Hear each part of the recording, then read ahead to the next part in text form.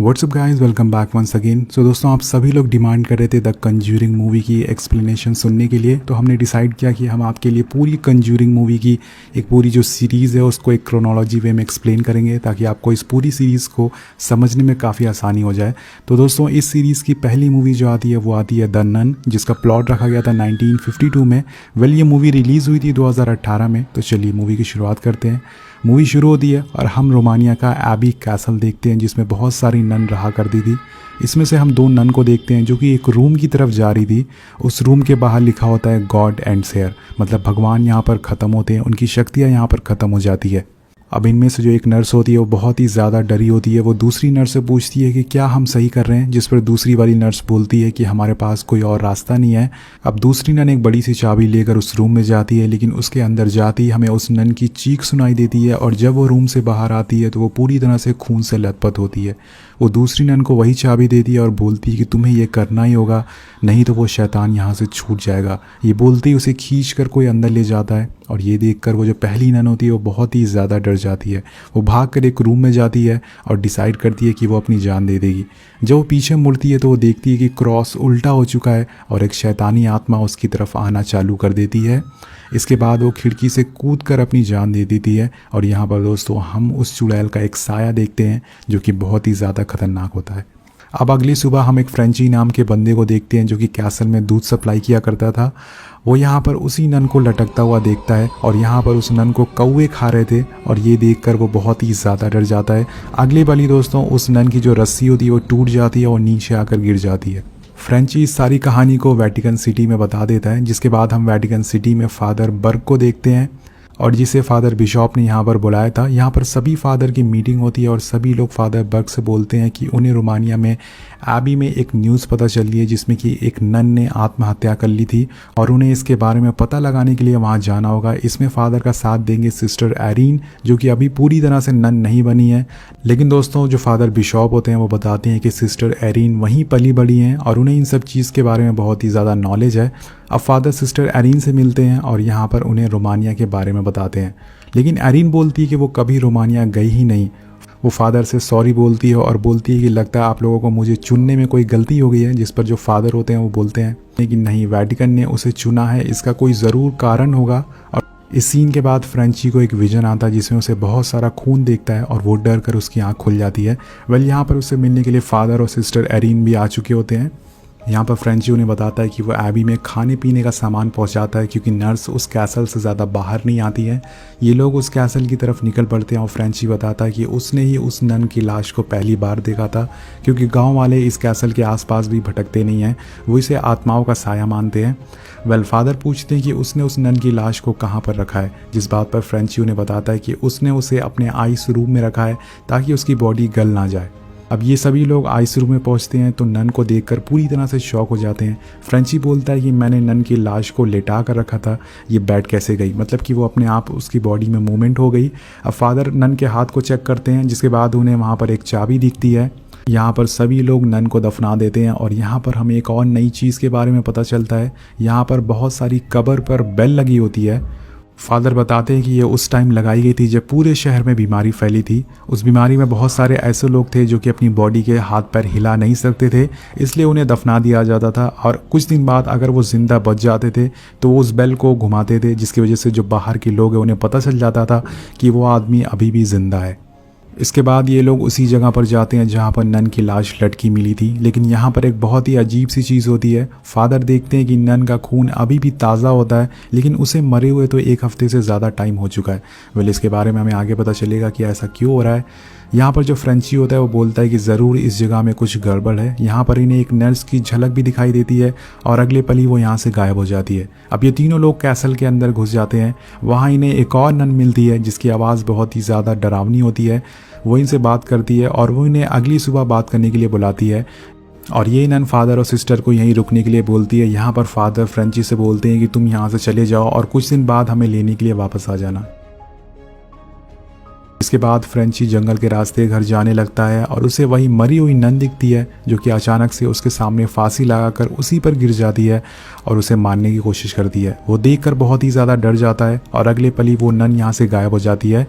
अब रात में हम फादर और सिस्टर को बात करते हुए देखते हैं, जिसमें सिस्टर बताती है कि उसके बचपन में उसे कुछ विजन आते थे। ये देखकर उसके फादर उसे पागल समझने लगे थे, लेकिन जब चर्च को इसके बारे में पता चला तो फादर बिशॉप ने उसकी मदद की।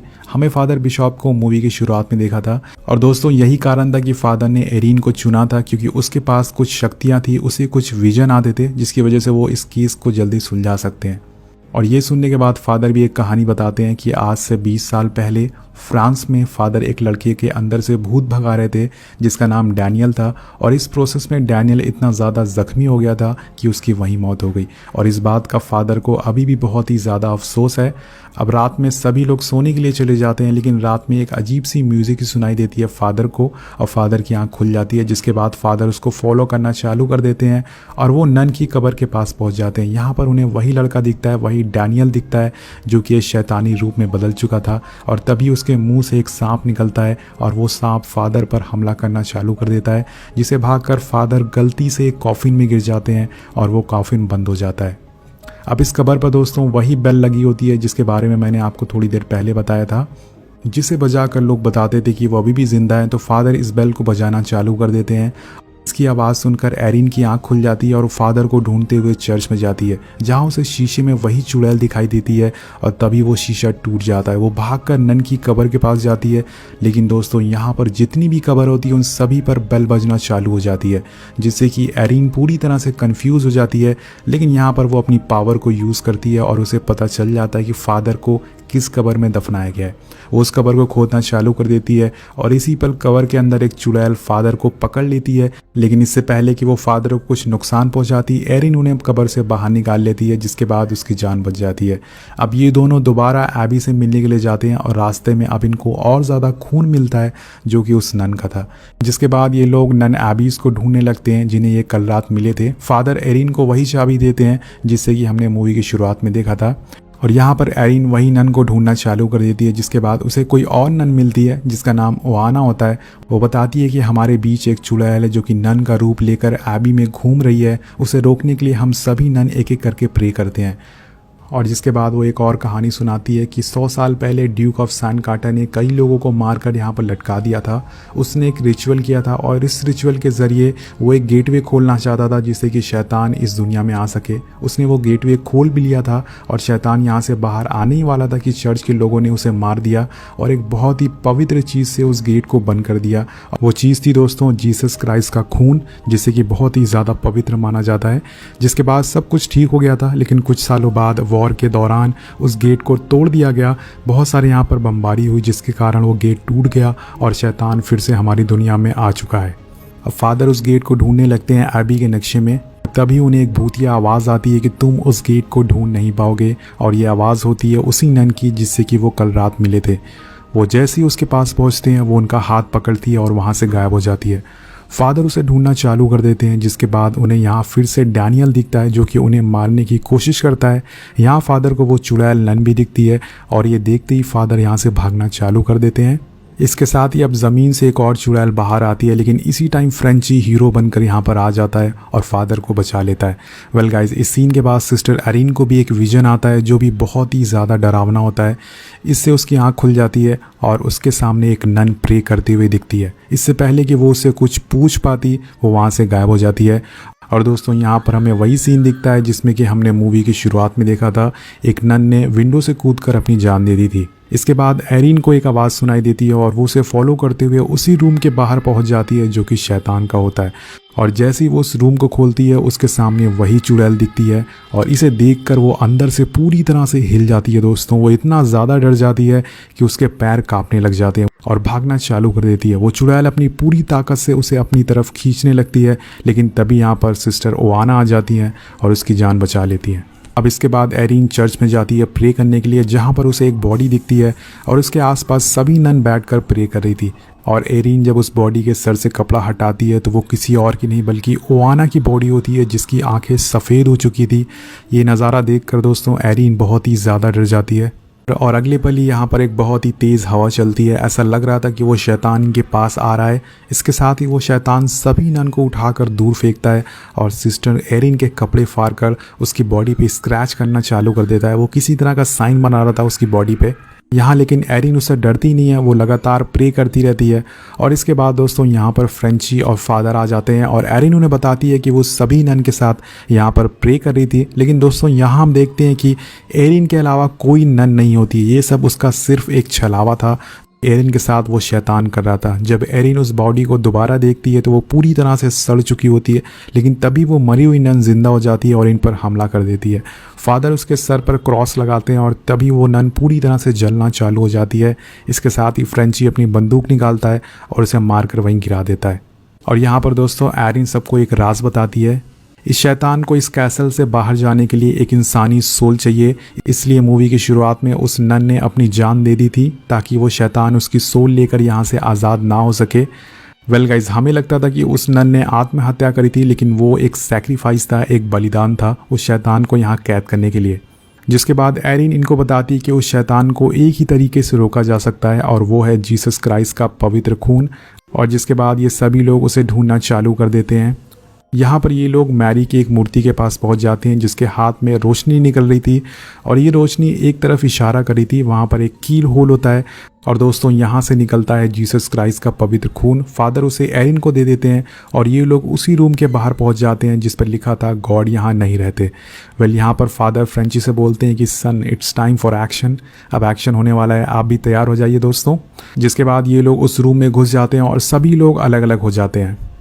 अब एरिन को आगे चलने पर ऐसा लगता है कि उसका कोई पीछा कर रहा था और जब वो पीछे मुड़कर देखती है तो वहाँ एक चुड़ैल नन होती है और इसी पर साइड से एक और चुड़ैल नन एरिन पर हमला करती है। लेकिन एरिन यहाँ से बचकर भाग जाती है और वो एक जगह पर पहुँच जाती है जहाँ वो गेट होता है जिससे शैतान इस दुनिया में आया जा सकता था। और इसके साथ ही एरिन को यहाँ पर बहुत सारे मरे हुए लोग दिखते हैं जिनके सर पर कपड़ा बांधा हुआ था। एरिन इन सभी चीज़ों को समझने की कोशिश करती कि इसी जगह पर सभी दरवाजे बंद हो जाते हैं अचानक से। अब हम देखते हैं कि बाहर कुछ चुड़ैल फादर नन के पीछे पड़ जाती हैं, लेकिन फादर नन उन्हें क्रॉस से डराकर वहाँ से बच जाते हैं और भाग जाते हैं। अब फ्रेंची एरिन को ढूंढना चालू कर देता है और वो उस दरवाजे को तोड़कर अंदर आ जाता है। यहाँ पर दोस्तों उसे भी सभी मरे हुए लोग दिखाई देते हैं और यहाँ उसे एरिन भी दिखती है जिसके सर पर वही कपड़ा लगा हुआ था और उस पर खून था। जब फ्रेंची उस कपड़े को हटाता है तो वो देखता है कि एरिन के अंदर शैतानी नन घुस चुकी थी, वो पूरी तरह से बदल चुकी होती है। यहाँ पर वो फ्रेंची को मारने वाली होती है, लेकिन तभी जो फ्रेंची अपना दिमाग चलाता है वो जीसस का ब्लड उसके फेस पर लगा देता है, उसे टच कर देता है जिससे कि वो चुड़ैल एरिन की बॉडी से बाहर आ जाती है। अब वो नन एरिन को पानी में डुबाकर मारने की कोशिश करती है। यहाँ पर दोस्तों फादर भी आ जाते हैं उसे बचाने के लिए, लेकिन यहाँ पर जो नन होती है वो बहुत ही ज़्यादा ताकतवर होती है। वो फादर को उठाकर बाहर फेंक देती है। वो एरिन को थोड़ी देर पानी में रखती है और सोचती है कि वो मर गई। यहाँ पर जो शैतानी नन होती है उसे वो एंटीक चीज़ भी मिल जाती है जिसमें कि जीसस का ब्लड होता है, लेकिन जब वो उसे देखती है तो वो टूटा हुआ होता है और उसमें जो खून होता है वो भी गायब होता है। और इसी पर एरिन अपना मुंह खोलती है और सारा ब्लड नन के फेस पर फेंक देती है। जी हाँ दोस्तों, उसने सारा खून अपने मुंह में छुपा लिया था ताकि वो नन उसे बर्बाद ना कर सके। वेल, नन के मुंह पर खून गिरती उसका फेस जलना चालू हो जाता है और वो पानी में उसी पोर्टल में चली जाती है जिससे शैतान इस दुनिया में आया था। अब सिस्टर पानी में डूबने लगती है, लेकिन फ्रेंची उसे बचा लेता है और अगले दिन हम देखते हैं कि एरिन सभी नन को दफना देती है जिसे वो चुड़ैल ने मारा था। यहाँ पर हम सोचते हैं कि फाइनली वो चुड़ैल मर चुकी है, हमारी दुनिया से जा चुकी है। लेकिन तभी दोस्तों हम फ्रेंची के गले में एक उल्टा हुआ क्रॉस का निशान देखते हैं जिससे कि पता चलता है कि वो शैतान अब इस दुनिया में आ चुका है और उसने फ्रेंची की बॉडी को कब्जा कर लिया है। सो गाइज, इसके बाद हम 20 साल बाद का समय देखते हैं जहां पर एड और लॉरेन एक प्रेजेंटेशन दे रहे होते हैं। वेल, हम इन दोनों को आने वाली फिल्मों में देखेंगे। यहाँ पर ये उसी आदमी का प्रेजेंटेशन दे रहे थे जिसका नाम फ्रेंची होता है। जी हाँ दोस्तों, उसकी बॉडी पर उल्टे क्रॉस के निशान बनना चालू हो गए हैं और यहाँ हम देखते हैं कि फ्रेंची कैसे उस शैतान के वश में आ गया था। और लास्ट में फ्रेंची लॉरेन को उस चुड़ैल का विज़न दिखाता है जिससे कि लॉरेन देखकर बहुत ही ज़्यादा डर जाती है। वेल, यहीं पर मूवी ख़त्म हो जाती है और इसके आगे का पार्ट जो है वो अगली मूवीज़ में आएगा। इस फिल्म की IMDb की रेटिंग बात करें सो गाइस वो है 5.3। वेल, ज़्यादा नहीं है। अगर हम इस फिल्म की बजट की बात करें तो वो है $22 मिलियन और इस फिल्म ने कमाई करी थी अराउंड $365 मिलियन की। तो ये एक बहुत ही सक्सेसफुल फिल्म सीरीज़ है।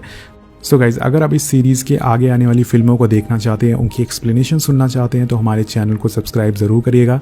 वेल, मिलते हैं आपसे अगली वीडियो में। Thank you so much watching. Piece.